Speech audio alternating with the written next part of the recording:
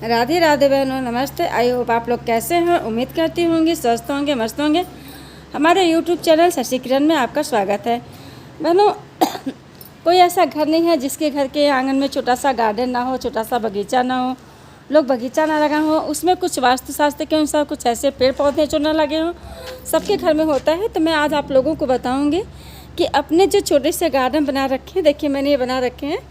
तो अपने जो छोटे से गार्डन बना रखे हैं, इसमें 4 ऐसे महत्वपूर्ण पौधे ज़रूर होने चाहिए जो वास्तुशास्त्र के अनुसार आपको सकारात्मक ऊर्जा दें, आपको नेगेटिव ऊर्जा न दे करके पॉजिटिव ऊर्जा दें। तो ऐसे मैंने गार्डन में 4 पौधे लगाए। मैं उस पौधों के बारे में भी आपको बताऊंगी और उस पौधों को लगाने से क्या फ़ायदा होता है। सबसे पहले मैं चलती हूँ तुलसी के पौधे के पास, जो हर किसी के आंगन में होता है। कोई गमले में लगाता है तो कोई ज़मीन में लगाता है। तो ये देखिए मेरा ये एक तुलसी का पौधा है, देखिए बहुत बड़ा है। मैंने इसको बहुत सेवा किया है। तो बहनों, जिसके घर में तुलसी का पौधा होता है तो भगवान विष्णु को तुलसी के पौधे बहुत प्रिय हैं। और जो सत्यनारायण भगवान की कथा होता है तो उसमें भी ये जब तक तुलसी का पत्र नहीं होता है तो वो कथा पूर्ण नहीं होता है। तो हर घर आंगन में तुलसी का पौधा रहना बहुत ज़रूरी है। तुलसी का पौधा बहुत ही लाभदायक होता है। माँ उसमें लक्ष्मी का वास होता है।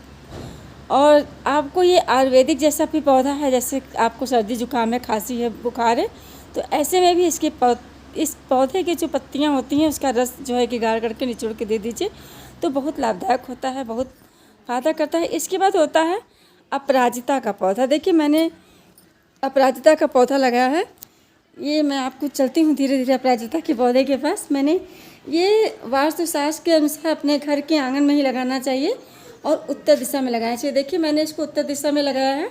और इस अपराजिता के फूल जो है नीले नीले रंग के होते हैं। ये भगवान विष्णु को बहुत प्रसिद्ध है, बहुत प्रिय है इसका फूल, और शंकर भगवान जी को भी चढ़ता है। तो देखिए ये अपराजिता का पौधा है।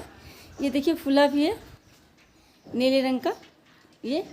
और इसका फूल जो है ये आयुर्वेदिक के हिसाब से, जैसे किसी को शारीरिक कमजोरी है, थकान जैसा महसूस हो रहा है, तो इसके फूल को आप 1 कप पानी या 2 कप पानी में लेकर के इसके फूल को उसमें डाल दीजिए और हल्का सा आधा चम्मच चीनी डाल दीजिए। और जब ये खोल जाए तो उस पानी का रंग नीला हो जाएगा और ठंडा हो जाए तो उसको अगर आप प्रतिदिन दो सुबह शाम 2 बार अगर सेवन करते हैं तो आपका जो है कि शारीरिक जो थकान है, शारीरिक कमजोरी है, वो उसमें भी बहुत लाभदायक होता है। और इसके बाद हम चलते हैं आपको समी के पौधे के पास। समी का पौधा एक ऐसा पौधा है जो आप देखेंगे सबके घर आंगन में पौधे होते हैं और सभी लोग लगाते हैं और कहते हैं कि जिस आंगन में, जिस घर में समी का पौधा होता है तो उस घर में जो है कि नकारात्मक ऊर्जा नहीं आती है। और जिनके घर में साढ़े साती का प्रकोप होता है तो साढ़े साती का भी प्रकोप चला जाता है। तो लेकिन ये ध्यान रखना चाहिए कि हम जब समी का पौधा लगाएं तो किस दिशा में लगाएं। तो समी का पौधा हम जब भी लगाएंगे तो पूरब और उत्तर दिशा में लगाएंगे, या जैसे घर के मुख्य द्वार पे आप लगा रहे हैं। जैसे मैंने ये लगा रखा है, समी का पौधा है ये मेरा। देखिए मैंने ये समी का पौधे लगा रखे हैं। ये समी का मेरा पौधा है। तो मैंने जैसे घर के सामने से जब हम निकलते हैं तो ये हमारे दक्षिण हाथ की तरफ पड़ता है, और जब घर से बाहर निकलते हैं तो हमारे उत्तर हाथ की तरफ पड़ता है। तो दरवाजे पर इसी दिशा में लगाना चाहिए। इसको लगाते समय विशेष ध्यान रखना चाहिए। अगर इसको हम गलत दिशा में लगा देंगे तो इससे हमको सकारात्मक ऊर्जा की जगह नकारात्मक ऊर्जा मिलने लगेगी। और जो लोग पूजा पाठ ज़्यादा करते हैं या करना भी चाहिए तो समी के पौधों को में शनिवार के दिन सरसों के तेल का दीपक जरूर रखना चाहिए। इसके बाद है धतूरे का पौधा। तो मैंने देखिए घर से बाहर लगा रखा, तो मेरे बालकनी में जगह नहीं है। मैंने इधर फूल पत्ती ढेर सारी लगा रखी है, इधर भी देखिए आम के बगीचे लगा रखे हैं, तो जगह नहीं था। तो इसलिए मैंने जो है कि वो धतूरे का जो पौधा है मैंने अपने घर के बाहर ही लगा रखा है पूरब दिशा में।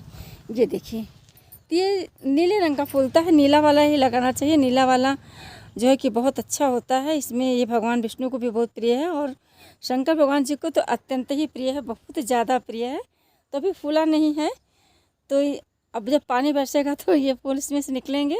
अभी गर्मी का दिन है तो ये भी पौधा मैंने लगा रखा है।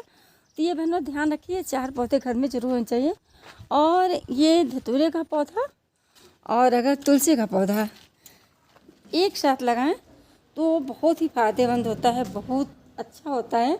घर में धन धान्य की कभी कमी नहीं होती है, लक्ष्मी की कभी कमी नहीं होती है और सुख शांति बनी रहती है।